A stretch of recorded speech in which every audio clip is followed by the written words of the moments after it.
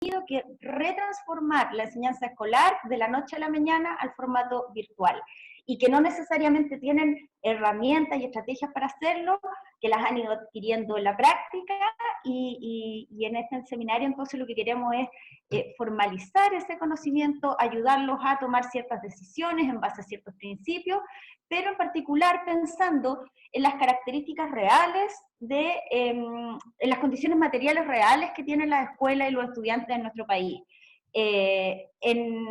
Tomando en cuenta la brecha digital, la brecha de acceso, tomando en cuenta las condiciones reales del confinamiento, es decir, una familia en una casa con padres teletrabajando, donde no necesariamente hay computador, o en medio de una circunstancia social que ha significado la baja en los empleos masivamente en el país, y que por lo tanto están ocurriendo un montón de otras cosas en paralelo con el aprendizaje, ¿ya? Yo, como investigadora, tengo una trayectoria en el área de la enseñanza de la escritura en la universidad, y puede que a algunos de ustedes les haya interesado conectarse porque conocen esa trayectoria. Como hoy día no vamos a hablar de universidad ni de escritura, que son los temas con los que yo en general se me asocia, les dejé acá en estos códigos QR. Como ustedes no pueden interactuar con esta diapositiva, pueden tomarle una foto.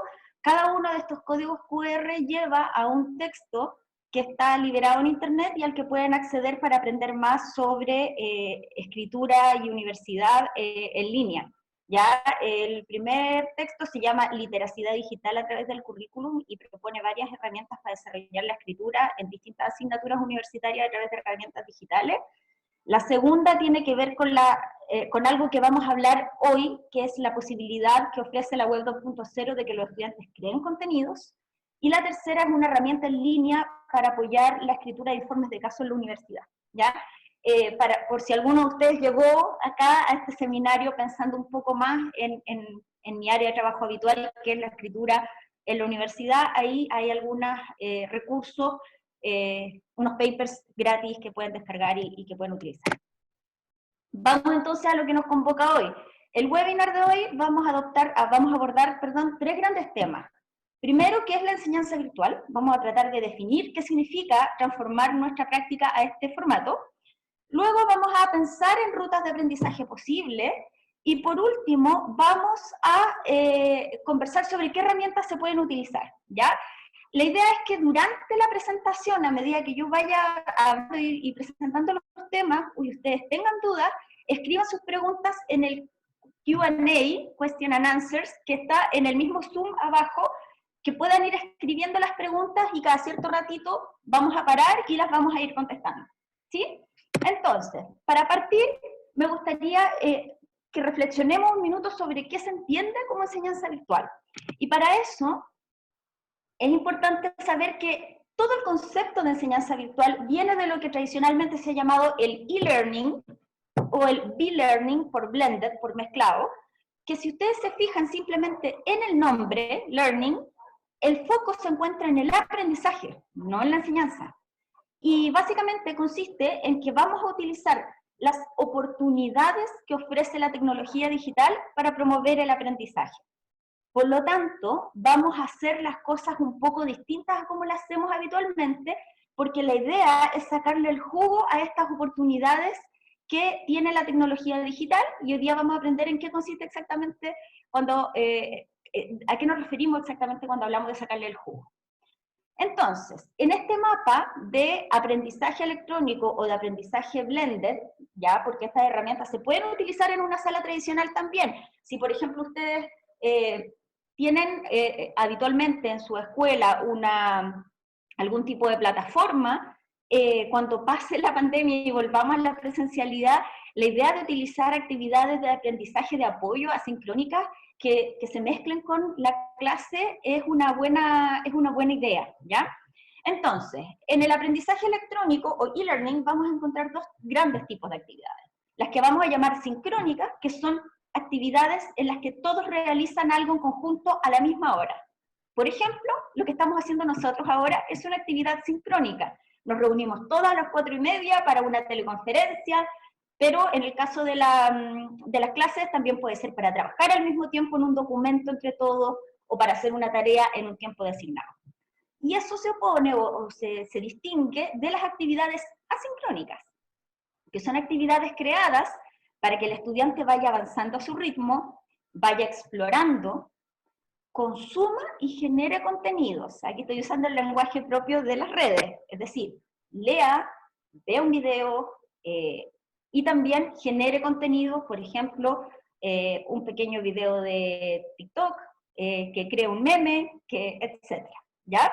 Entonces, la idea es que los contenidos se pueden consumir, es decir, yo puedo acceder a la información o lo puedo generar, es decir, yo puedo hacer algo, me puedo poner en posición de sujeto que crea conocimiento gracias a la facilidad que tiene las herramientas de la web para generar esquemas, foros, videos, etc. Entonces, en esta lógica, la idea es usar, esta es la palabra en inglés, affordances, que no sé cómo traducir, así que la vamos a traducir como oportunidades digitales, es decir, aquello que el internet o las herramientas digitales me permiten hacer. Interactuar con otros para resolver una tarea, buscar en tiempo real una palabra mientras leo, ir a la Wikipedia, ir al diccionario de la Real Academia, hacer una encuesta o pregunta a todo el curso a través de herramientas como Menti o como los formularios de Google. Interactuar en un foro donde planteo una pregunta y recibo varias respuestas y puedo estar de acuerdo o no entre ellos los estudiantes, etc. Plantear preguntas. Por ejemplo, ahora yo a ustedes les estoy pidiendo que mientras hago esta explicación, ustedes planteen sus preguntas en la herramienta de Zoom, ¿cierto? Que posteen sus preguntas para que luego las podamos leer. Generar contenido en un foro colaborativo. Crear contenido de redes sociales. ¿Ya? Todas esas son actividades posibles que se pueden hacer de manera sincrónica o asincrónica, pero que consisten en hacer cosas que el entorno digital nos permite hacer. Esto vamos a oponerlo, ¿ya? Que no es la enseñanza virtual. La enseñanza virtual no es hacer una actividad sincrónica, es decir, reunir a mis 30 alumnos en su casa para hacer lo mismo que haría en una clase de aula presencial, pero con una videograbación o transmitiéndola por Zoom. Es decir, una clase de e-learning no es una clase tradicional. Si yo aquí me pongo una pizarrita y me pongo a enseñarles contenidos, eso no está utilizando las herramientas del formato, ¿ya? Entonces, ¿por qué es importante esta distinción? Vamos a mirar un ejemplo real, ¿ya? Esto es un ejemplo real, lo obtuve precisamente por mis propios entornos donde este tipo de cosas pasan, cambié algunas cosas. El profesor de ciencias de cuarto año básico, un profesor cualquiera, se reúne con los estudiantes por Zoom. En esta clase, el profe presenta los contenidos sobre los seres vivos, que es el tema de la clase, y luego manda la siguiente tarea. Les mando la clase de hoy. Recuerden poner la fecha de hoy en el cuaderno y copiar en orden los cuadros siguiendo el número de orden. Y manda entonces todas estas fotografías que vemos aquí. ¿Qué son estas fotografías? Estas fotografías son la pizarra. Si ustedes se fijan, estas fotografías en el fondo son cada uno de estos recuadros que los niños tienen que copiar en su cuaderno, son la materia de la clase. Lo que estamos viendo acá es una clase tradicional, ¿cierto? Que el profe nos la manda. Entonces, quiero saber qué opinan ustedes, así que les voy a invitar a que con su celular o con el mismo teléfono vayan a esta dirección www.menti.com y agreguen el código 570425. Cuando agreguen este código en menti.com van a salir 3 preguntas, ¿sí? Entonces voy a dar un minuto para que ustedes vayan a su celular, entren a Menti, menti.com, lo estoy haciendo yo también para que lo hagamos todos juntos en tiempo real. Y la primera pregunta que van a encontrar al meter el código 570425 es: ¿qué uso de las oportunidades digitales se hace en esta secuencia? Entonces acá hagan una breve respuesta, ¿cierto? En este ejemplo real, ¿qué uso de las oportunidades digitales hay acá? Vamos a dar unos minutos para que puedan contestar.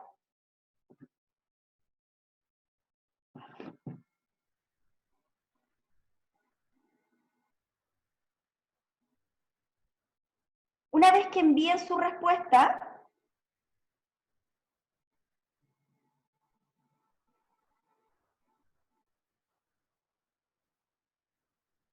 a ver, denme un minuto. 570425.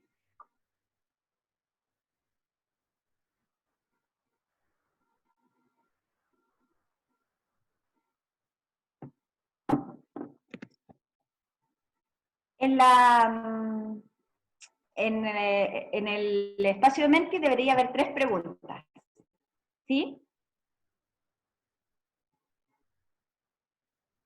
Entonces, para la pregunta primera, ¿qué uso de las oportunidades digitales se hace en esta secuencia?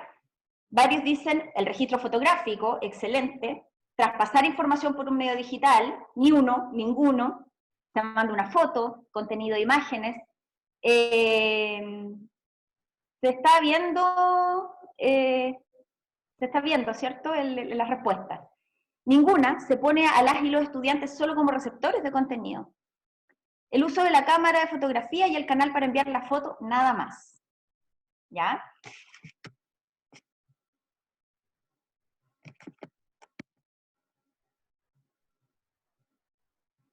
Entonces, básicamente, una imagen, fotos, transferencia de contenido. ¿Cierto? Estamos todos más o menos de acuerdo con que ese es el uso que se hace de este espacio. Bueno, algo hice mal y no me resultaron las otras 2 preguntas que tenía el Menti. Las otras 2 preguntas eran, ¿cuál era la principal fuente de información en esta tarea? ¿Ya? Si ustedes se fijan, en esta tarea, ahora entiendo. Ya, es todo mi culpa. La primera pregunta era qué rol tienen los estudiantes en esta secuencia. La segunda era cuál es la principal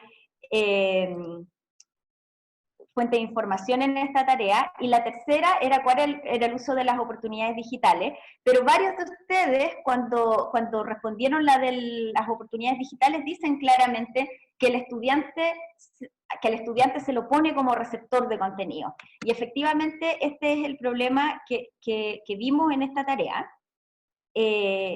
Perdón, me encanta que ocurran estos bloopers, porque aquí se dan cuenta que efectivamente no me di cuenta que mi presentación del Menti estaba en la última pregunta, por lo tanto, a ustedes solo les salió la última pregunta. Entonces, el punto acá es que las herramientas digitales tienen como principal objetivo generar contenido por parte de los usuarios. Por lo tanto, en el ejemplo que vimos recién, que es un ejemplo real, y ojo, es un ejemplo real con muy buenas intenciones, ¿ya? O sea, el profesor o la profesora aquí hizo el esfuerzo de esquematizar el contenido para los estudiantes, de enviarlo, de hacerlo llegar oportunamente, ¿ya? Pero el desafío entonces es que el canal digital no se está utilizando para generar contenido por parte de los usuarios, que son los estudiantes, y en lugar de eso es una herramienta de transmisión pasiva de conocimiento. Entonces, vamos a revisar 3 grandes principios para poder desarrollar una enseñanza virtual escolar de calidad. El primer principio tiene que ver con la gestión del tiempo, ¿ya? Si lo que vamos a hacer es dictar clases de Zoom de a 90 minutos, no es sustentable hacerlo 6 horas al día. No es sustentable para nosotros como profesores, ni tampoco es sustentable para los estudiantes. El Zoom es una herramienta que cansa mucho, tiene una demanda cognitiva altísima porque estamos interactuando sin vernos en la realidad. Por lo tanto, si ustedes se sienten cansados después del Zoom, es de lo más normal desde el punto de vista cognitivo. Por otro lado, o sea, no podemos esperar que los estudiantes tengan una jornada de 8:30 de la mañana a 3 de la tarde igual que en la escuela, ¿ya? Pasando de un ramo a otro con clases de 90 minutos a través del Zoom. Eso no debe ser así. En segundo lugar, la enseñanza tiene que ser inclusiva. No podemos contar con que hay computadores en todas las casas. No podemos contar con que en cada casa hay un computador por persona. A lo mejor en la casa hay un computador, hay acceso a buen wifi, pero los padres teletrabajan, hay un hermano en la universidad, hay 2 niños en la escuela, por lo tanto no podemos contar que el estudiante tiene un computador de uso exclusivo para toda la jornada. Y más aún, la mayoría de las casas lo que tiene es un acceso a internet por medio del teléfono. Y ese acceso a internet por medio del teléfono no es un plan de datos ilimitados, sino que es un plan que tiene solamente redes sociales gratuitas. Un plan limitado para navegar por internet y acceso a las redes sociales. Esa situación es la que tiene la mayoría de los estudiantes de este país, ¿ya? Porque acá he escuchado cosas como, bueno, pero si están todo el día pegados al celular, ¿cómo no lo van a poder usar para estudiar? Bueno, no se puede usar para estudiar en parte porque la mayoría de los niños que tienen acceso a un celular, que tampoco son todos, no podemos suponer que hay un celular por persona en una casa, pero en la mayoría de los casos ese celular solo tiene acceso gratuito a las redes sociales. Y en tercer lugar, privilegiar el bienestar socioemocional de los estudiantes. Si yo planteo una clase diaria, como en el colegio, ¿cierto? Yo tengo lenguaje 3 veces a la semana, 90 minutos donde doy puro lenguaje, estoy atentando contra el bienestar emocional de los estudiantes. Los estudiantes están en este minuto sometidos a un gran estrés, están cansados, tienen miedo de enfermarse, pueden que tengan familiares, vecinos, gente de su entorno cercano que se ha enfermado con la pandemia en la que estamos viviendo hoy día. Está la situación social del desempleo y de la falta de la posibilidad de acceder al empleo habitual, en el caso de todas las personas que tienen empleos informales o de venta o ese tipo de ocupaciones. Por lo tanto, los niños están bajo muchísima presión, las familias están bajo muchísima presión. Por lo tanto, el resultado de tomar en cuenta estos 3 principios fundamentales que tienen que ver con la gestión del tiempo, con la enseñanza inclusiva y con el privilegio del bienestar socioemocional, deberían dar como resultado que por asignatura a la semana máximo creemos 1 o 2 rutas de aprendizaje. Pensemos que los niños tienen una variedad infinita de asignaturas en la escuela. Tienen lenguaje, tienen ciencias, tienen sociales, tienen matemáticas, tienen artes, tienen tecnología. Entonces la idea es que nos repartamos a nivel institucional para seleccionar los contenidos clave. Me parece que la próxima sesión de Patricia tiene que ver con la priorización de contenidos de este webinar. Entonces es súper importante que pensemos en que cada asignatura no debería pedir más de 1 ruta de aprendizaje por semana. Luego, la evaluación debería ser siempre por productos que elaboren los estudiantes, desde una perspectiva formativa, evaluar la presencia, evaluar el envío de las tareas. Con toda seguridad hay que suspender las pruebas. ¿Ya? Conozco muchísimos casos de estudiantes en edad escolar que están en 4º, 5º básico, que tienen varias pruebas a la semana. De nuevo, no es esto más adecuado este minuto para realizar pruebas, ¿ya? Y por otro lado, la clase tiene que ser un espacio para la contención emocional, para el encuentro del grupo, para la construcción de comunidad. Va a cumplir una función distinta a pasarle materia a los chiquillos, ¿ya? Entonces, estos resultados, estas consecuencias de aplicar estos 3 principios son importantes si quieren. Ojalá que haya hartos UTP en el público, y si no, sáquenle una foto a esta lámina y me echan la culpa a mí, porque esta es una conversación que tenemos que tener en los centros escolares sobre las prioridades de esta enseñanza en este contexto de emergencia. Porque no estamos pasándonos a la modalidad virtual para aprovechar las oportunidades digitales. Ese sería el caso ideal, ¿cierto? Como que decidamos utilizar las herramientas que van a empoderar y que le van a permitir a los chiquillos crear contenido. No, estamos en una situación donde esto es la única forma que tenemos para que nuestros estudiantes sigan ejerciendo su derecho a la educación. Entonces, como es una enseñanza virtual de emergencia, es importante tomar en cuenta estos 3 principios. Entonces, Denise, ¿tenemos preguntas del público?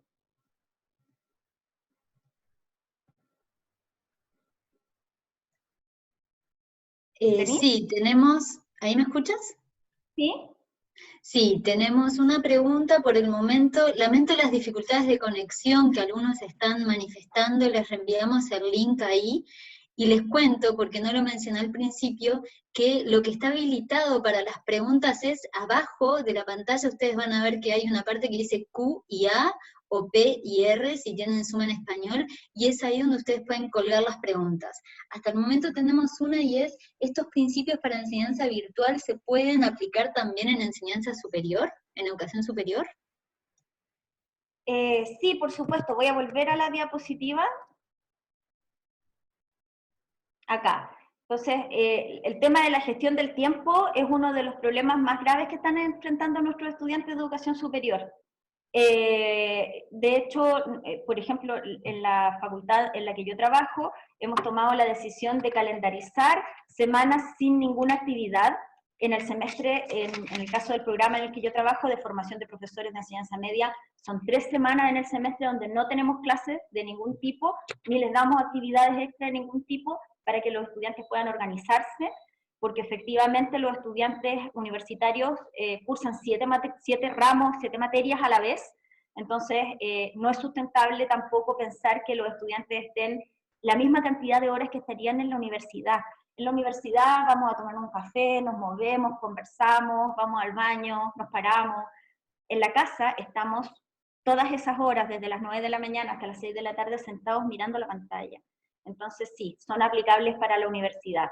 En el caso de las universidades chilenas, en la mayoría de las universidades se han activado planes de apoyo para la parte de enseñanza inclusiva, pero aún así hay que pensar que en la casa, ok, podemos prestarle un computador al chiquillo o a la chiquilla, podemos darle una beca de acceso de datos, pero nadie me asegura que en la casa están las condiciones de privacidad, de silencio, de luminosidad que se requieren para estudiar. Entonces, es muy importante, y por demás está decir que el bienestar emocional debería ser siempre un elemento clave, porque sin ese bienestar no ocurre aprendizaje. Muy buena pregunta, muchas gracias. Denise, ¿una o dos más? Sí, mira, surgió otra que dice, ¿cómo aplicar lo anterior con jóvenes y adultos con brechas digitales que estudian oficios, por ejemplo, instalaciones, y de la mano con eso va cómo adecuarse curricularmente junto con las presiones que hoy hay desde el Ministerio y otros sostenedores? Y, esas serían las dos por el momento. Bueno, mira, en el tema de los asignaturas prácticas es un gran tema, ¿ya? Y yo no tengo ahí la respuesta. Me imagino que ahí debería primar el uso de videos, la construcción de tutoriales, ¿sí? Si ustedes van a YouTube, hay todo un universo que son los tutoriales, donde alguien te enseña a hacer cosas. Debería ser más herramientas del tipo audiovisual, donde se puede interactuar, qué herramientas más de lectura y escritura, ¿ya? Porque efectivamente la lectura y escritura tiene mucho más que ver con los elementos teóricos. La parte teórica de un curso práctico va a ser limitada, ¿cierto? Va a ser generar un instructivo, generar una cartilla de recomendaciones de seguridad para una especialidad en una escuela técnico-profesional, por ejemplo. Pero el hacer probablemente tiene que hacerse por medio de demostraciones. Y siempre ahí va a haber un espacio que la enseñanza virtual no puede cubrir, que es el acceso a los laboratorios, la práctica profesional de los futuros docentes, y que de hecho en las universidades estamos bastante aproblemados porque no tenemos resuelto cómo vamos a hacer con esas asignaturas prácticas. Así que ahí tenemos un desafío que tenemos que pensar juntos todavía. Bien.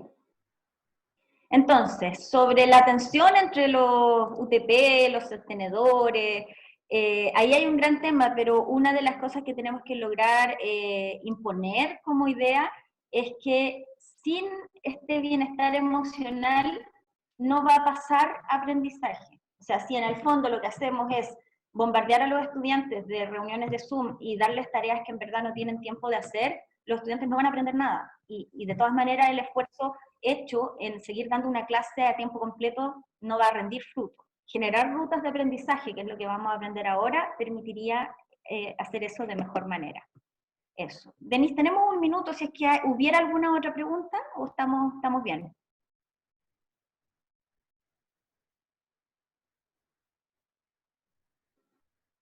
Ok, parece que no hay ninguna. Entonces, seguimos.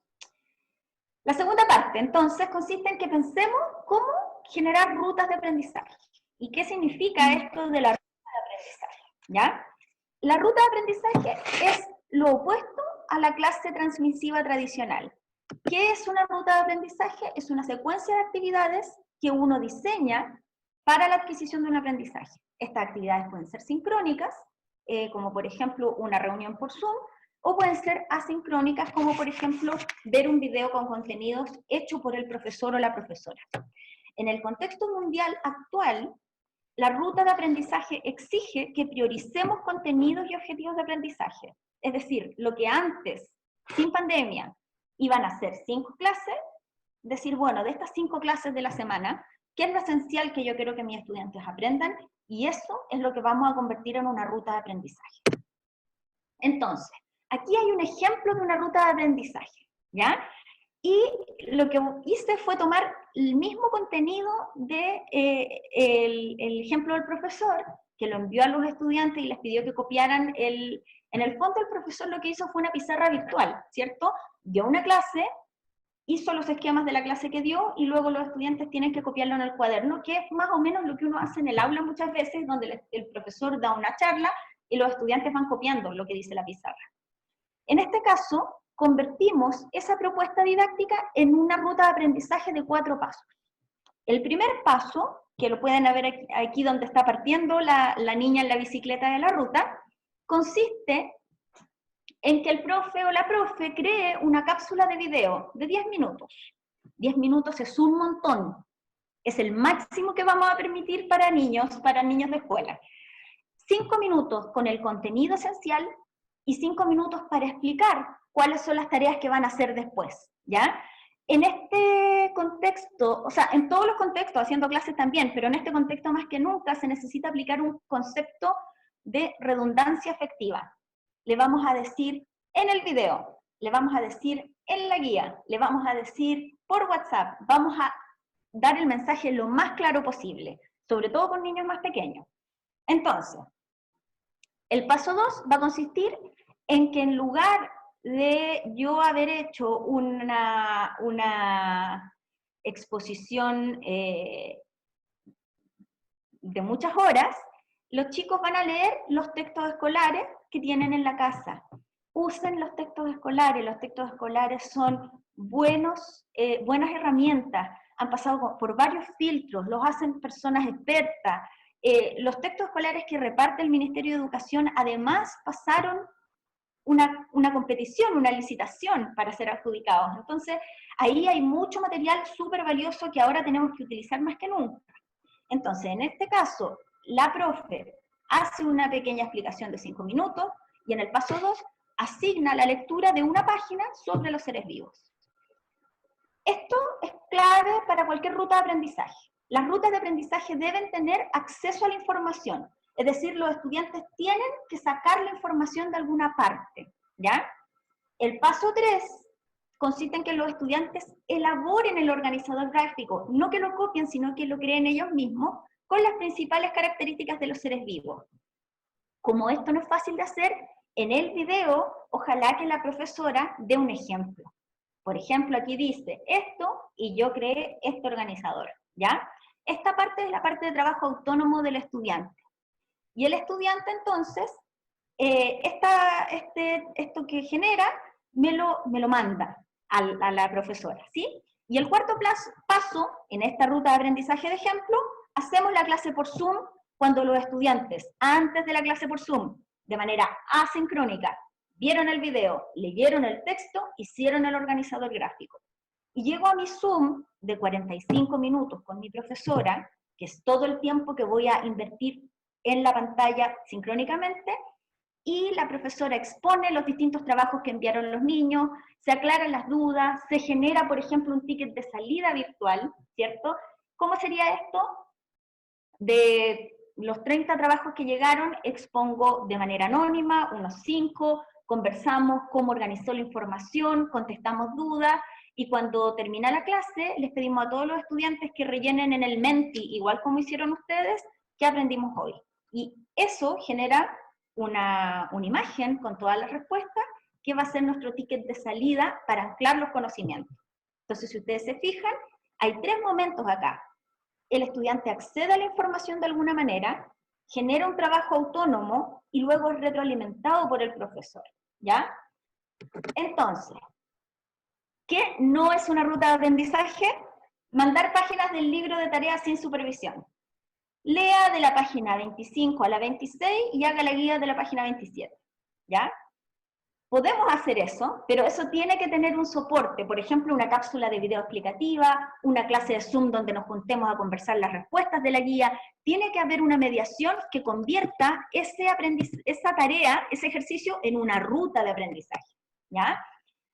Mandar guías de trabajo como una tarea que no incluyen un acceso a la explicación de los contenidos. Esta es la queja que los padres han tenido más recurrentemente, que se pide muchas veces a los estudiantes que hagan cosas que no hay una clase donde se las haya enseñado a hacer. Y, por último, solicitar una tarea sin modelar y ejemplificar cómo se hace. Si yo al estudiante le doy un texto y le digo que haga un organizador gráfico, pero nunca le mostré un organizador gráfico, ni nunca le di un ejemplo de cómo un texto se convierte en un organizador gráfico, esa clase no va a resultar.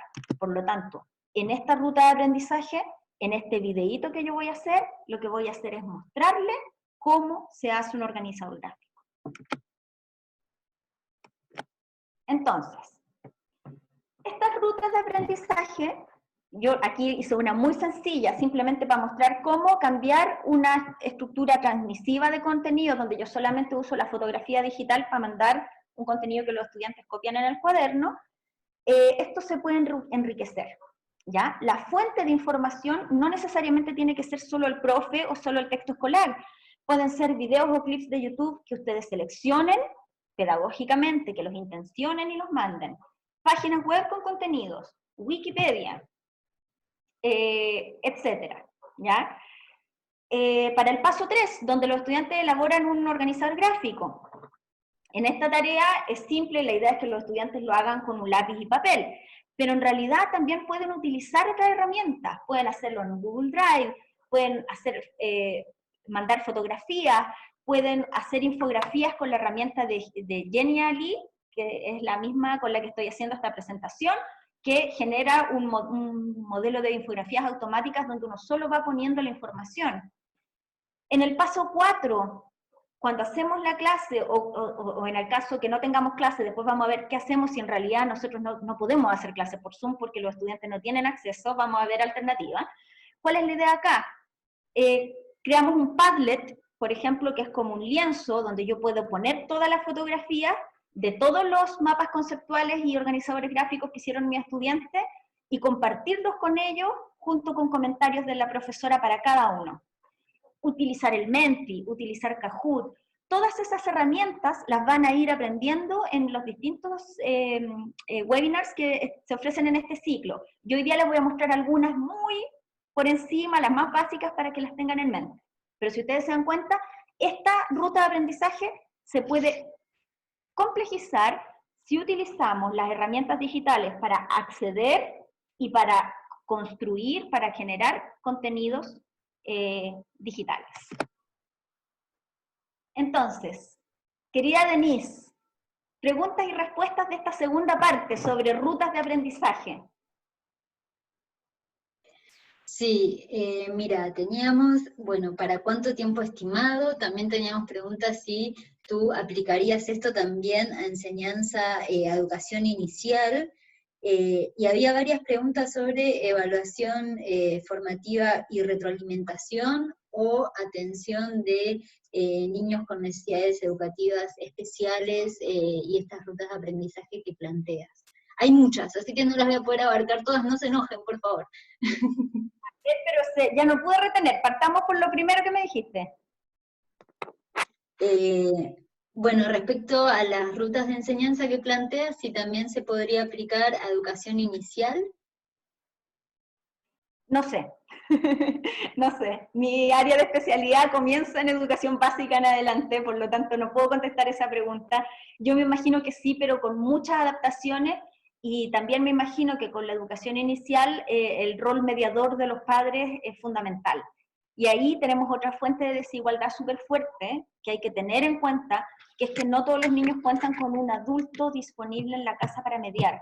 Por eso, la idea es que estas interacciones sean lo más, entre comillas, autoadministrables posibles para los niños de segundo, tercero básico en adelante, porque muchas veces ellos no van a contar con un adulto que medie, ¿ya? Así que no puedo contestar esa pregunta con total solidez, pero yo creo que es importante que alguno de nuestros especialistas de la universidad lo pueda abordar.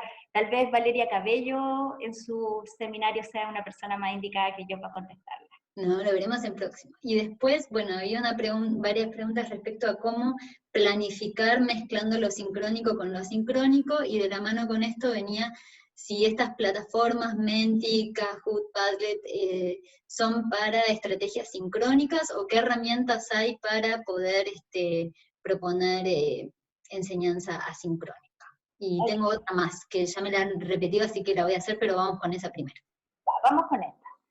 La idea es que lo asincrónico sea lo que el estudiante, esta lógica la estoy tomando, no se me ocurre a mí, de los principios del blended learning, ¿ya?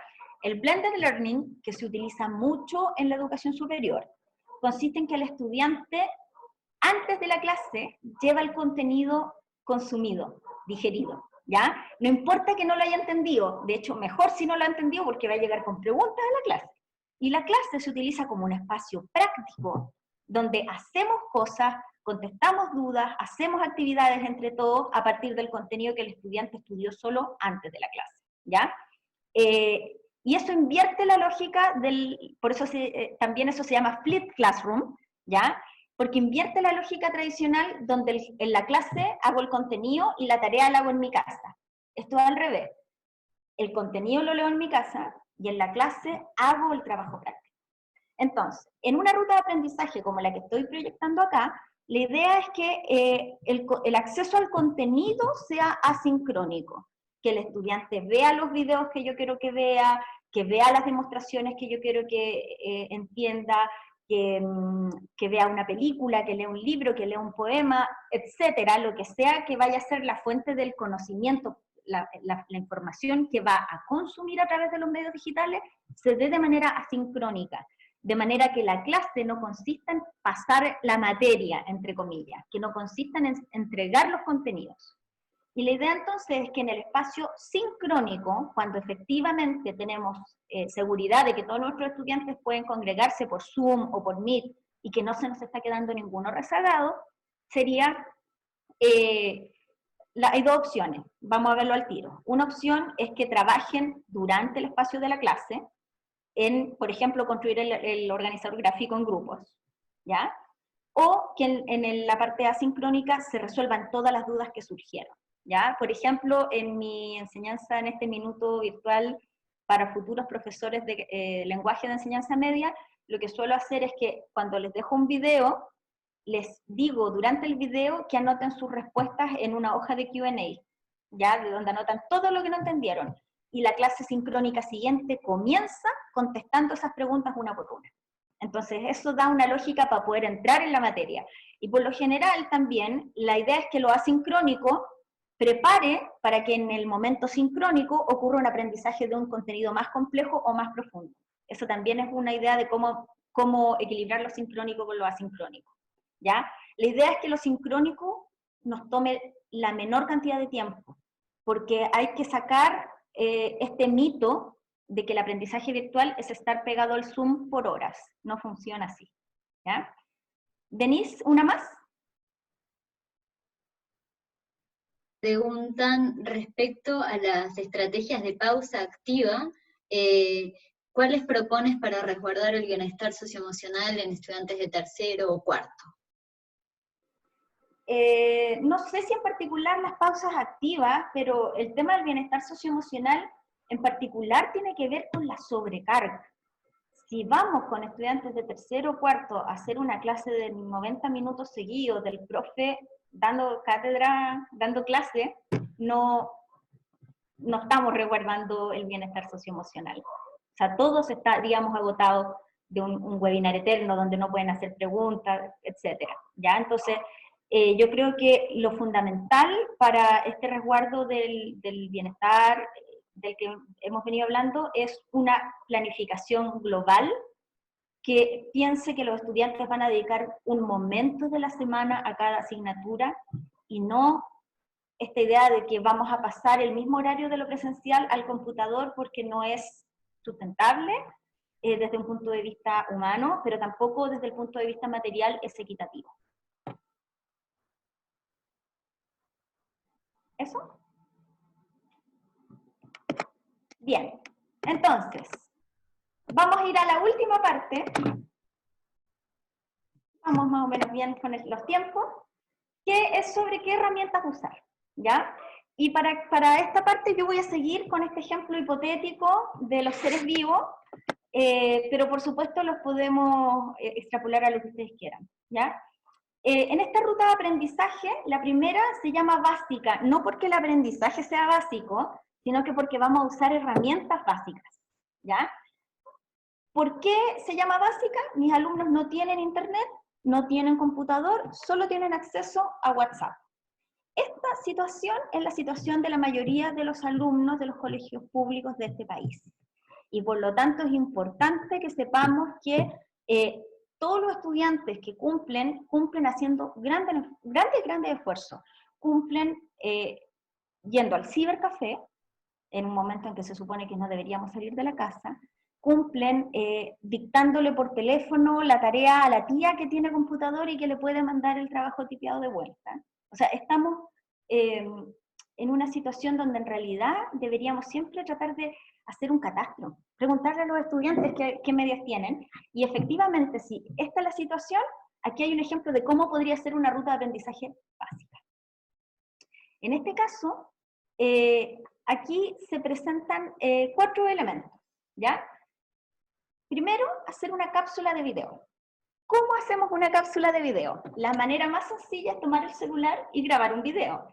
Pero obviamente ahí yo no voy a poder utilizar material de apoyo.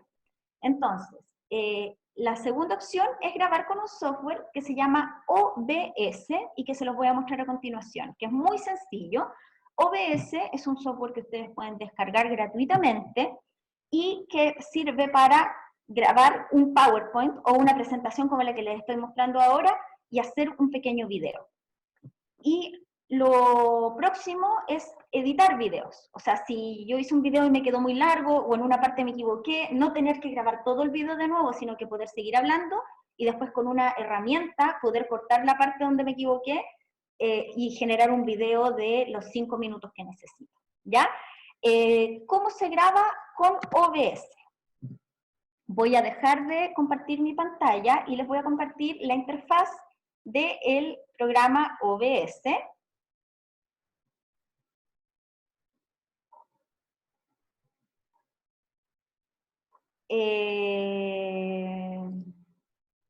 Perdón, siempre me marea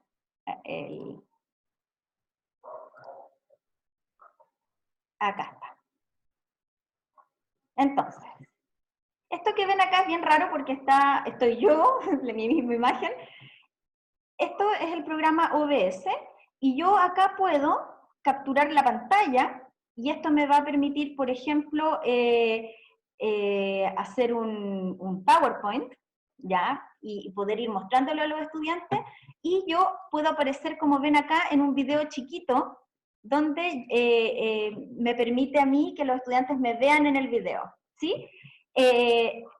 Yo estoy acá, comienzo a grabar, termino de grabar y el video automáticamente se guarda en la carpeta de los videos que tiene todos los computadores Windows o Mac, ¿ya?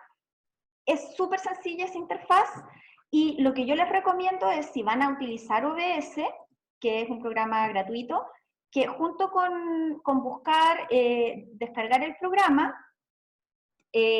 también vean un tutorial.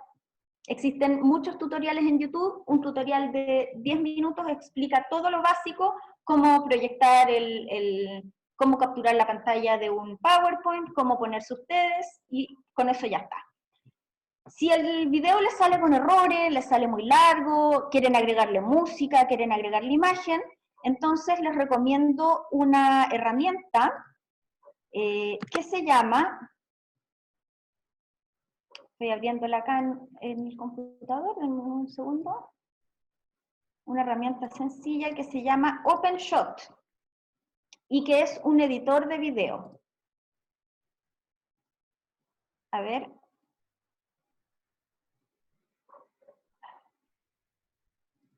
Ya, no, se me mareó el computador. O me mareé yo. Denme un segundo.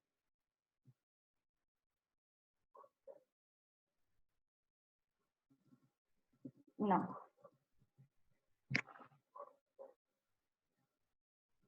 Ahí está. Perfecto, lo logré. Entonces, el OpenShot es un editor de video muy sencillo también. Acá les estoy compartiendo la pantalla de este... Ah, es que no me aparece la opción de compartir pantalla. Perdón.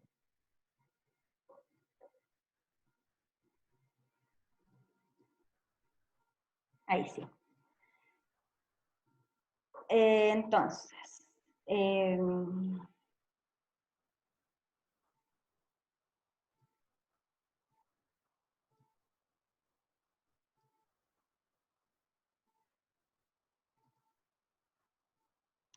OpenShot es un editor de video.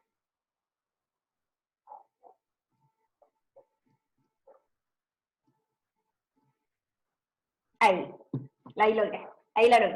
Entonces, básicamente ustedes acá, esto tiene pistas, ¿ya? Y en cada una de estas pistas uno arrastra desde acá el video y puede hacer distintas cosas. Puede recortar, puede hacer que el video empiece en un momento más adelante de lo que grabaron o que termine al final, agregar efectos de sonido, etcétera, ¿ya? Estas herramientas, como les digo, son gratuitas y si ustedes quieren aprenderlas a usar, buscan en YouTube tutorial de OBS, tutorial de OpenShot y en 5 minutos van a estar utilizándolo porque son súper intuitivas y están hechas para que no sean herramientas difíciles, ¿ya? En segundo lugar, cuando hablamos de materiales de trabajo, tenemos que pensar que no todos los estudiantes tienen procesador de texto, ¿ya? Otra de las cosas que ocurre frecuentemente en las escuelas es que el profesor manda una guía por email, los estudiantes no usan email, muchos estudiantes, por ejemplo, lo que hemos visto que hacen es que un estudiante descarga el mail, lo envía a todos los amigos por WhatsApp y así los estudiantes pueden acceder al material. Entonces, la idea es que pensemos en enviar directamente las guías en formato de imagen o en utilizar Google Docs. Si utilizamos Google Docs, cualquiera puede entrar porque Google Docs lo único que necesita para funcionar es un navegador. Pero si queremos entonces mandar las guías por correo electrónico, o sea, perdón, por WhatsApp, lo que tenemos que hacer es lo siguiente. Tenemos nuestra guía de trabajo para enviar a los estudiantes, ¿cierto? Las instrucciones claras, lee el libro de Ciencias Naturales, para el contenido del texto, organizar gráfico, etc. Y en guardar, lo vamos a guardar como en el navegador donde queramos guardarlo, como, ay, aquí no me da la opción. Bueno, lo guardamos como sea, por ejemplo, guía de trabajo para enviar a los estudiantes, y luego lo vamos a exportar. Ay, me da solo opciones de exportar como PDF. Acá. Lo vamos a exportar como una imagen, ¿ya?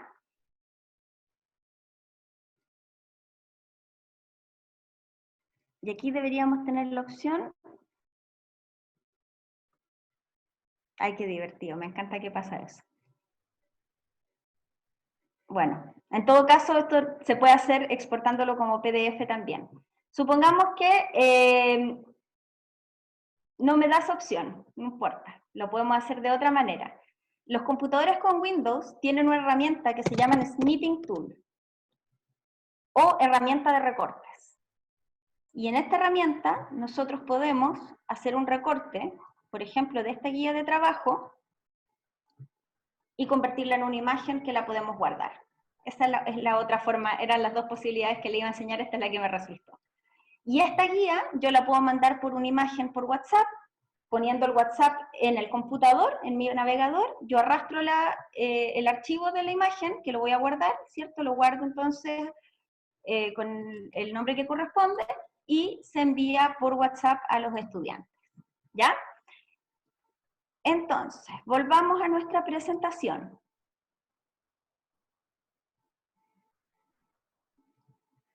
Los estudiantes reciben esta guía en formato de imagen, donde la pueden leer en su celular, dibujan su mapa conceptual o lo que sea que les haya pedido como tarea, lo fotografían de vuelta, y para retroalimentar utilizo un audio de WhatsApp. La retroalimentación por audio es de los tipos de retroalimentaciones más concretas que hay. Si necesito, yo puedo a la imagen que me mandó el estudiante marcar con un círculo, mandársela de vuelta y decir, fíjate en lo que te mandé en el círculo, lo que tienes que mejorar es esto. Una retroalimentación sencilla de hacer, que no requiere mayores herramientas que simplemente yo darle información útil al estudiante sobre cómo hizo su trabajo y sobre cómo puede mejorar, ¿ya? En este segundo caso, la propuesta es hacer una ruta de aprendizaje intermedia. ¿Cuándo puedo hacer esta ruta de aprendizaje intermedia? Cuando mis alumnos tienen acceso a internet y a computador. No 24/7. Aquí yo no estoy pensando que el estudiante puede usar el computador a cualquier hora que designemos, sino que simplemente en la casa hay un computador y hay internet para que él utilice. Acá lo que vamos a proponer es utilizar la plataforma gratuita Google Classroom y hacemos lo mismo. Nosotros podemos subir nuestra cápsula de video y en este caso Classroom lo que hace es que utiliza tu espacio de Gmail. Como puede ser muy pesado el espacio de Gmail, lo que yo les propongo es que suban sus videos a un canal de YouTube, pero no hagan público esos videos, sino que los dejen como link oculto y que ustedes solo puedan compartir ese link en el Classroom donde van a trabajar. Se los voy a mostrar de inmediato. Luego, el trabajo del estudiante, cuando yo utilizo una plataforma como Classroom, se aloja en la misma plataforma como documento de Google, o lo puedo hacer integrándolo a otras herramientas, pidiéndole a los chiquillos que hagan una infografía, etc. Y por último, retroalimento mediante las mismas herramientas de Classroom. Classroom me da la oportunidad de escribirle al estudiante un mensaje y de anotar el Google como cualquier otro documento de Google, donde yo puedo ir creando comentarios en el texto. En este caso, si los alumnos tienen acceso a internet y al computador, es importante que ocurra comunicación con los estudiantes y sus familias por correo para ir contando de qué manera se va a realizar la enseñanza, ¿ya? Entonces ahora vamos a ver ejemplos de cómo utilizar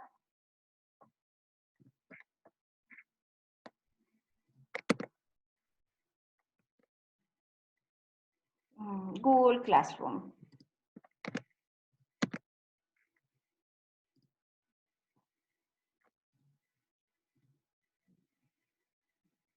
Acá.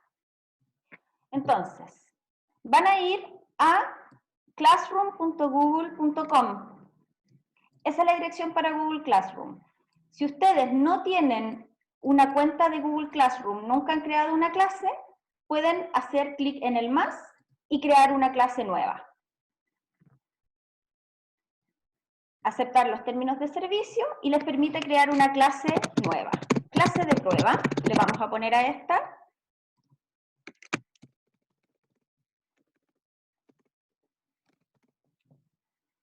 Crear. Y acá entonces me va a crear una interfaz de clase que se ve para los estudiantes muy parecido a cómo se ve un muro de Facebook, donde aparece el nombre de la clase. Yo acá le puedo seleccionar un tema, puedo subir una foto de la clase, ¿cierto? Como esta es una clase de lenguaje, vamos a seleccionar un tema lindo, ¿cierto? Que nos guste. Yo a través de esta herramienta que se llama tablón, me comunico con la clase.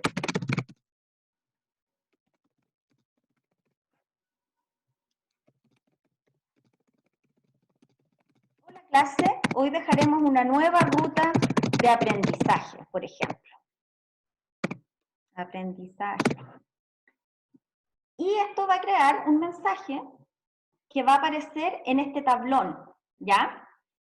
Luego tenemos una sección que se llama trabajo de clase. Y es en esta sección donde nosotros vamos a crear las distintas rutas de aprendizaje. Entonces, acá podemos crear tareas, podemos subir materiales, podemos, etcétera, ¿ya? Entonces, yo voy a subir materiales, ¿ya? Entonces voy a poner material 1, video sobre los seres vivos. O mi video sobre los organizadores gráficos. ¿Cierto? Cualquiera que sea el material que yo voy a subir. Y para eso tengo dos opciones.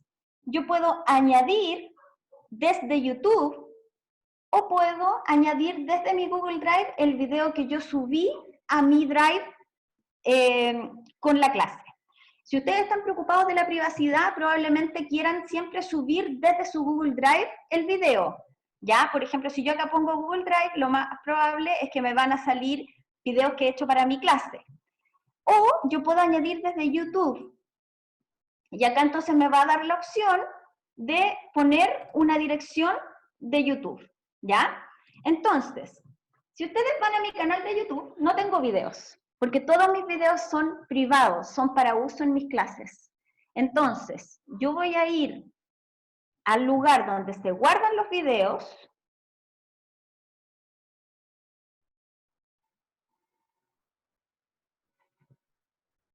que no dice nada, ¿cierto?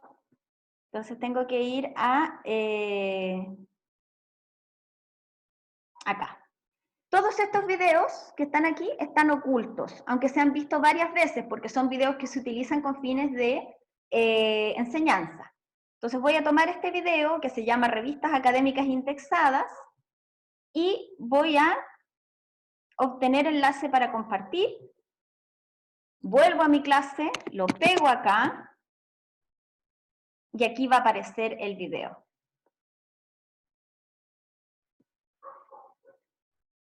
Y entonces una presentación sobre escritura de tesis y qué sé yo. Entonces aquí aparece, vean la clase para hoy,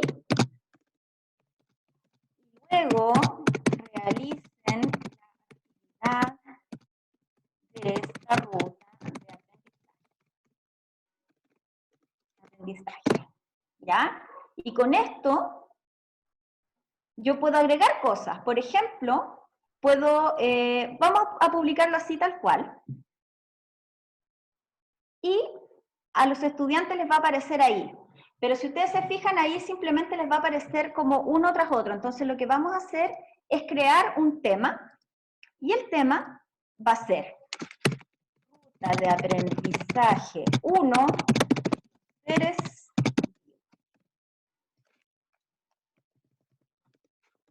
Y ahora en adelante, toda la información que yo suba sobre los seres vivos, lo voy a subir bajo esta ruta de aprendizaje. Ya creé el video donde ellos van a ver cómo hacer un organizador gráfico. Ahora voy a crear la tarea. Y la tarea va a ser crear tu propio organizador.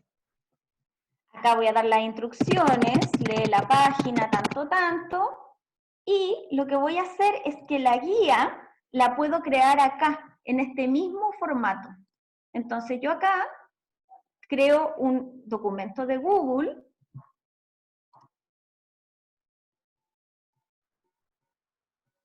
A ese documento de Google que creé, le escribo la información que yo quiera. ¿Y qué va a pasar acá? Me va a dar la opción de que todos los alumnos vean el mismo archivo o de que cada alumno tenga su propia guía y que cada alumno pueda rellenar su propia guía y entregármela. Y con eso yo creo la tarea. Ah, cometí un error, lo van a ver de inmediato. ¿Qué error cometí? Que me olvidé de poner la tarea dentro de la ruta de aprendizaje.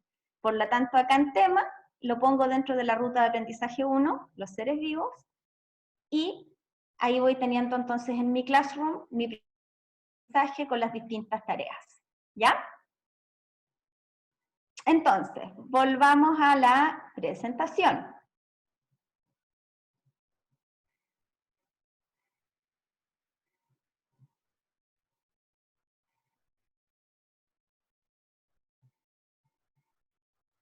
Bueno, la última ruta de aprendizaje que vamos a ver es una ruta de aprendizaje avanzada.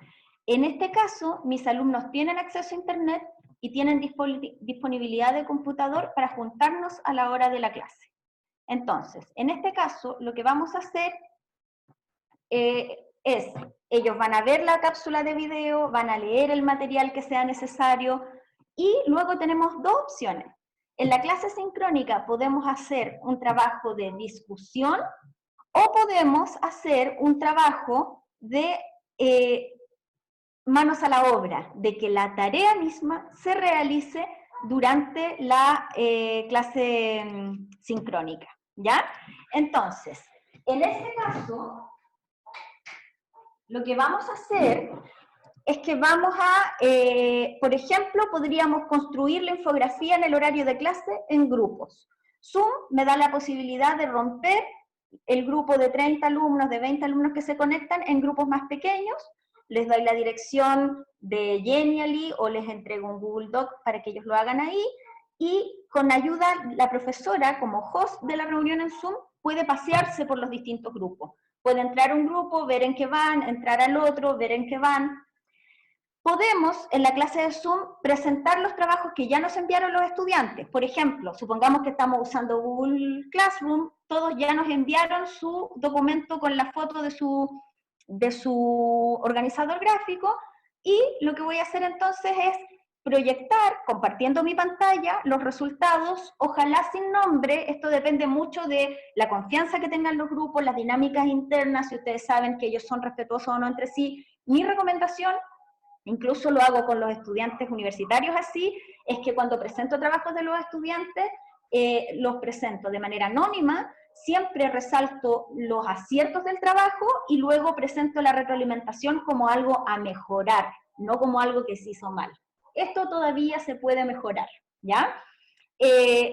Luego, en la clase sincrónica podemos aclarar dudas, responder preguntas que intencionamos en el trabajo asincrónico, como por ejemplo, mientras veas el video, escribe 3 preguntas. Que sea obligatorio que a la clase sincrónica lleguen con preguntas que ellos pensaron de antemano, y eso permita que en la clase sincrónica interactuemos, porque si no lo que pasa es que están todos callados, con la cámara apagada, no se atreven a hablar. Entonces, si cuando damos la cápsula de video dejamos como tarea que generen 2 o 3 preguntas, con esas preguntas luego podemos hacer la discusión en clase. ¿Qué más podemos hacer en la clase sincrónica? Ver contenido más complejo. Entonces, hicimos una lectura sobre las características de los seres vivos, entonces ahora vamos a pasar al siguiente nivel y vamos a hacer comparaciones de los distintos seres vivos, por ejemplo, ¿ya? O clasificaciones de los diferentes seres vivos. Y por último, en la clase sincrónica, sí o sí, tiene que ocurrir el momento que llamamos anclaje cognitivo, ya sea con un ticket de salida a través de Menti, con una síntesis de lo aprendido, utilizando las oportunidades digitales que hoy día aprendimos que son lo que deberíamos usar en este tipo de enseñanza, ¿ya? ¿Por qué? Porque efectivamente, a ver, copiar 5 diapositivas en el cuaderno no es un método válido de aprendizaje. Los chiquillos no van a aprender mucho. Pero después de haber hecho una actividad de aprendizaje donde busqué información, donde procesé información, donde hice un producto, donde conversé con mis profesores y compañeros, sí puedo recibir, por ejemplo, un pequeño párrafo con la información que yo lo copie en mi cuaderno para anclar los contenidos. Eso es súper válido. Que al final de una tarea de aprendizaje activo, yo pueda registrar lo que aprendí. Y para eso podemos utilizar herramientas digitales, como un ticket de salida, como un TikTok, donde ellos cuenten lo que aprendieron, etcétera. Ya ahí podemos utilizar el sinnúmero de oportunidades digitales, o entre todos en la clase sincrónica, colaborativamente construir un punteo de las 5 ideas centrales y anotarlas en el cuaderno. O sea, la idea es que en la clase sincrónica se cumpla la función de anclaje. Es decir, todas estas cosas que hicimos nos sirvieron para aprender esto. Entonces, para terminar, la tarea para llevarse a la casa es diversificar las formas en que los alumnos crean contenidos. La gracia de usar herramientas digitales es que los estudiantes se convierten en creadores y no solo consumidores de contenido. Entonces aquí podemos pensar, bueno, con herramientas de Booktuber, con herramientas de blogs, que creen un TikTok, como el ejemplo que les acabo de dar. Pero esta diversificación de oportunidades tiene que darse sin que nos olvidemos que existe una brecha de conectividad y una tremenda sobredemanda a todo nivel en las familias chilenas, y no solo en las chilenas.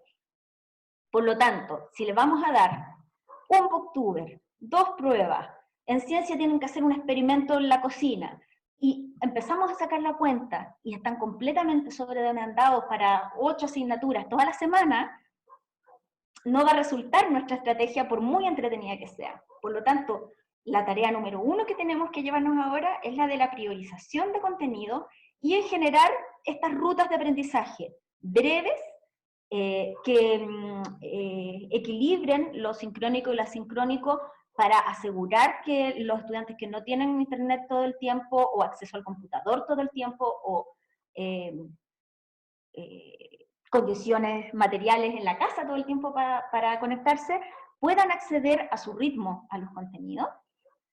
Y, por supuesto, utilizar estas herramientas como una oportunidad de salir de lo transmisivo, de salir de que el profesor sea la única fuente de información y cambiar también un poco las maneras tan instaladas que todos los profes tenemos de aprender, perdón, de enseñar, porque esa es la manera con la que aprendimos. Entonces, cambiar las prácticas que nos formaron es un poquito complicado.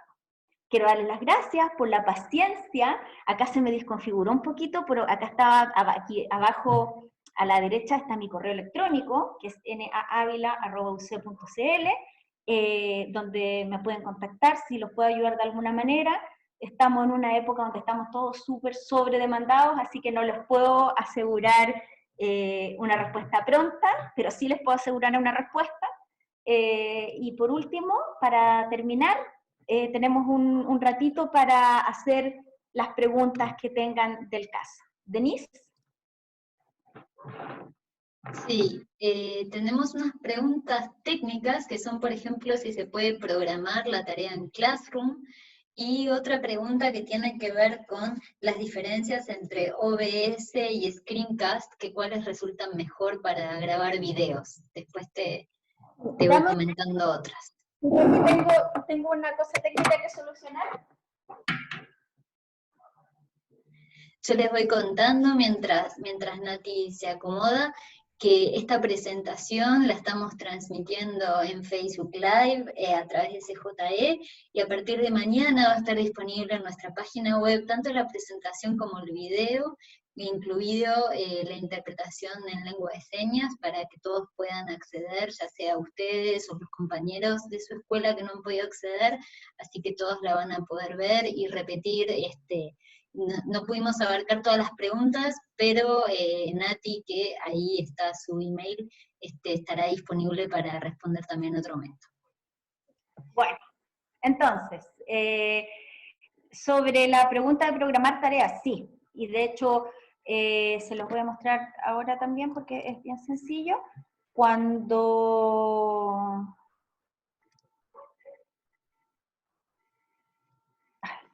Perdón, a mí, yo hago clases por Zoom en la universidad y no deja de marearme en la función de compartir pantalla.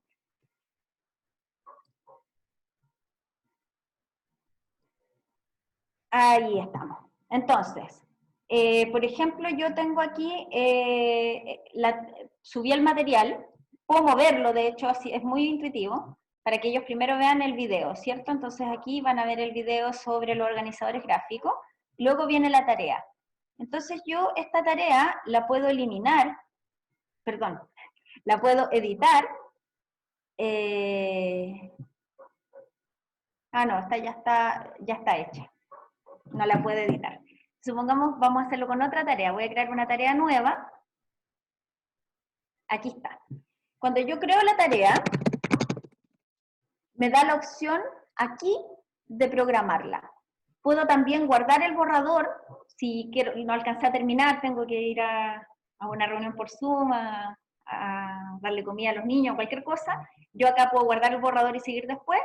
Y si ya tengo mi tarea lista, pero no quiero que los estudiantes se abrumen viendo todas las tareas juntas, yo pongo programar. Y al programar me da la opción de, ok, esta tarea les va a aparecer recién el viernes 15 de mayo a las 10 de la mañana. Entonces la tarea a mí me va a quedar como atenuada. Ahí está arriba. Se me olvidó ponerla otra vez en la ruta de aprendizaje. La vamos a poner dentro de la ruta de aprendizaje de los seres vivos. La programamos. Y el día viernes 15 a las 10 de la mañana va a aparecer la tarea dentro de la ruta de aprendizaje. Super. ¿Qué otra pregunta había, Denise? Después hay otra que tiene que ver con, bueno, considerando las rutas de aprendizaje. Primero, ¿cuántas clases crees que debería tener como máximo en la semana los estudiantes, considerando que tienen varias asignaturas y esto que mencionabas, ¿no? Sobre todo en segundo básico, que son pequeños? Esa es la pregunta. Y la otra es, que va de la mano, ¿cuál es el tiempo adecuado para trabajar online con los niños de primero básico en lectoescritura, por ejemplo? Con los niños pequeños, ¿cómo traducís estas rutas de aprendizaje? Va por ahí. Bueno, dos cosas. La primera pregunta voy a hacer una respuesta súper radical, pero bueno, si ustedes van al informe de la mesa COVID de educación, por ejemplo, no estoy diciendo nada tan extraño. Para un niño de enseñanza básica, una clase a la semana por asignatura es suficiente para tenerlo ocupado, leyendo, haciendo la tarea, completando la guía, lo que sea que tenga que hacer para lograr su aprendizaje.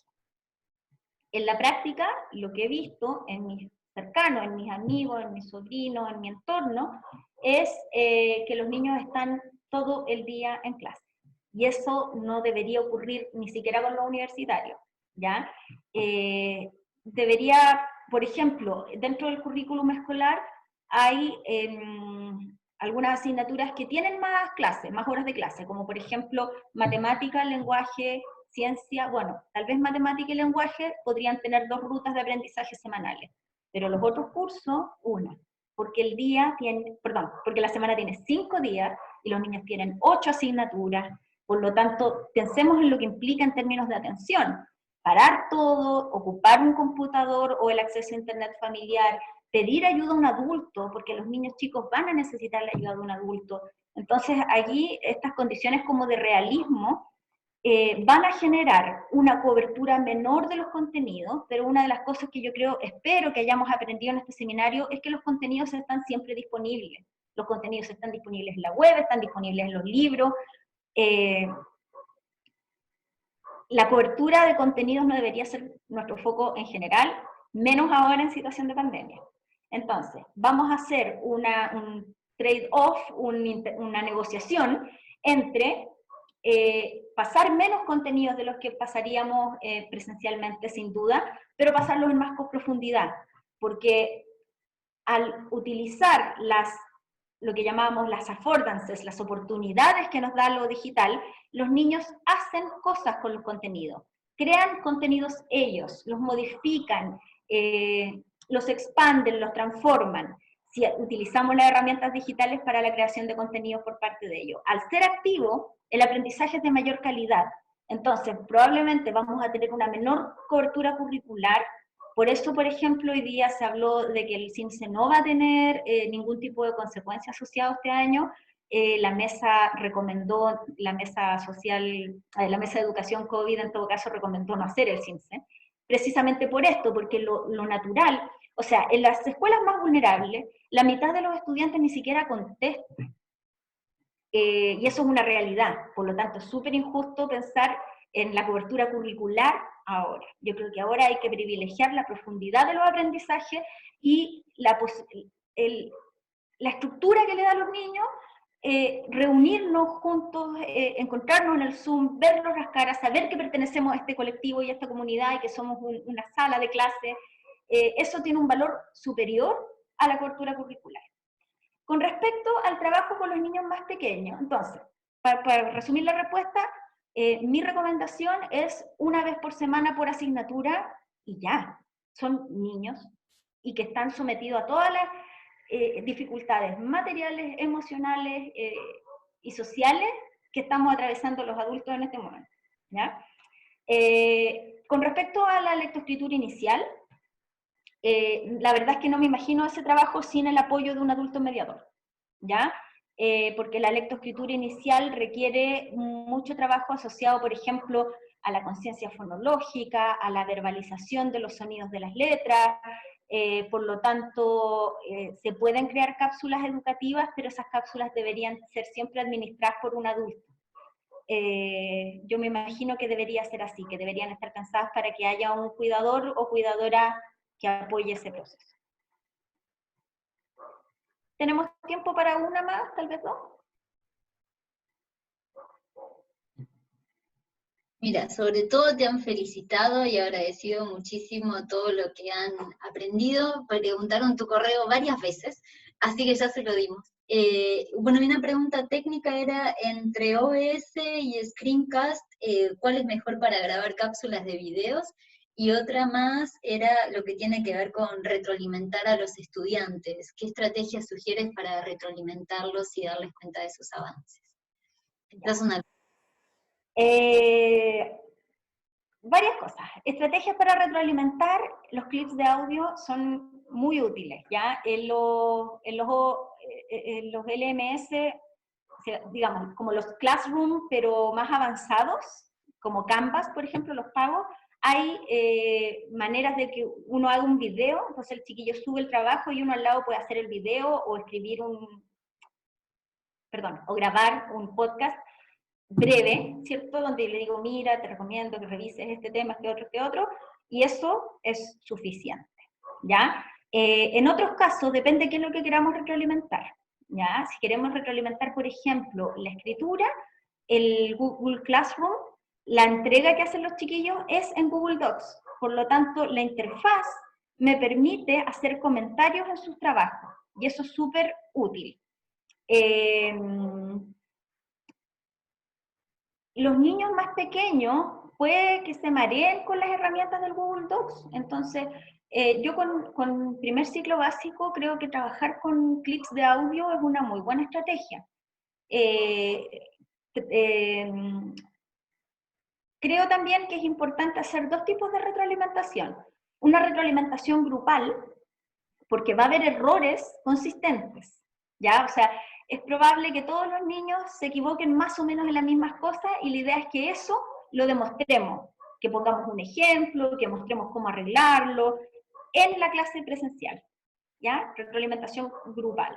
Y retroalimentación individual, yo privilegiaría los clips de audio con los niños más pequeños y con los niños más grandes las herramientas para anotar o comentar textos como las que da Google Drive. Buenísimo. Muchas gracias, Nati. No sé si una pregunta más o cerramos por aquí en honor al tiempo. ¿Una más? Dale. Bueno, tiene que ver, que lo vamos a ver en uno de los webinars también, con la sobrecarga para los profes, ¿no? Todo lo que implica planificar todo esto en cuanto a horas no lectivas. ¿Qué recomendaciones les podemos dar a los profes en ese sentido? Es un temazo. Yo creo que ahí las recomendaciones no son para los profes, son para los directivos y y los sostenedores, ya para la gente que toma las decisiones. Ojalá que haya directivos, sostenedores, jefes de UTP, de asistentes en el seminario, porque efectivamente la idea es que vamos a reducir la cantidad de horas en que vamos a exponer a los niños a la pantalla y a estar presencialmente. O sea, el niño no va a estar de 8 ¿a qué hora? A 2 de la tarde conectado en una clase sincrónica. Eso no debe pasar porque es contraproducente para todos, para el profe, para el niño, no aprende nadie, se quedan atrás los niños, se estresan, se angustian los papás. Eso no puede ser. Y por lo tanto, si tenemos una lógica donde cada profesor produce una ruta de aprendizaje semanal para su asignatura, gana tiempo que antes era lectivo en generar estos contenidos, ¿ya? Por lo mismo también es importante pensar que este no es el momento, por ejemplo, para tomar una evaluación escrita donde midamos si el estudiante tiene o no tiene el contenido, tiene o no tiene el conocimiento, que demande después que el profesor tenga que revisar esas evaluaciones. No es el momento, ni los estudiantes están en las condiciones para rendir de una manera justa, ni los profesores van a tener el tiempo, porque los profesores, recordemos, están en sus casas, con sus propios niños, con sus propios problemas familiares que equivalen a los que tiene toda la población. Entonces aquí hay que hacer un ejercicio de empatía súper grande y tratar de transparentar que la mejor manera de lograr una educación de calidad, un trabajo docente de calidad, es evitando la sobrecarga en los dos sentidos. Si los docentes tenemos que trabajar creando una secuencia de aprendizaje semanal, esa carga nos va a tener ocupados toda la semana. Un profesor, ¿cuántos cursos atiende? 3, 4 cursos por cada asignatura. Entonces tenemos que pensar que en parte también la priorización de los objetivos y de los contenidos apunta a generar dinámicas de trabajo razonables. En esta circunstancia, nadie debería quedarse hasta las 4 de la mañana haciendo videos. ¿Ya? O sea, eso deberíamos evitarlo y es el cuidado mínimo que tenemos que tener con los profesionales de la educación. Muchísimas gracias, Nati. Agradecemos a todos los presentes. Les recordamos que esto se los vamos a enviar mañana por email y también va a quedar disponible en el sitio web junto con la presentación de Nati. Y les recordamos que el próximo martes, también a las 4:30, estará Patricia Canales continuando con este tema, entregando prácticas pedagógicas en ambientes digitales. Y allí se cubrirá cuáles son las dificultades y desafíos que se están enfrentando para la educación en línea, cómo repensar los objetivos pedagógicos y qué tipos de prácticas de enseñanza o aprendizaje resultan adecuadas para la educación en línea. Y va a ir muy de la mano con lo que presentó Nati, pero en un nivel más avanzado, porque en vez de referirse a los medios por los cuales podemos transmitir, se va a referir más a las prácticas en sí. Después ustedes verán si lo usan en Zoom, en Google Classroom, ahí verán. Entonces van a ir muy de la mano y ojalá puedan asistir, y tenemos hasta el 23 de junio más webinars. Les agradecemos a todos, esperamos que haya sido de utilidad y los vemos la próxima semana. Gracias, Nati. Gracias por el trabajo que han seguido haciendo, asegurando que todos los niños del país sigan ejerciendo su derecho a la educación. Hasta luego. Muy bien, hasta luego.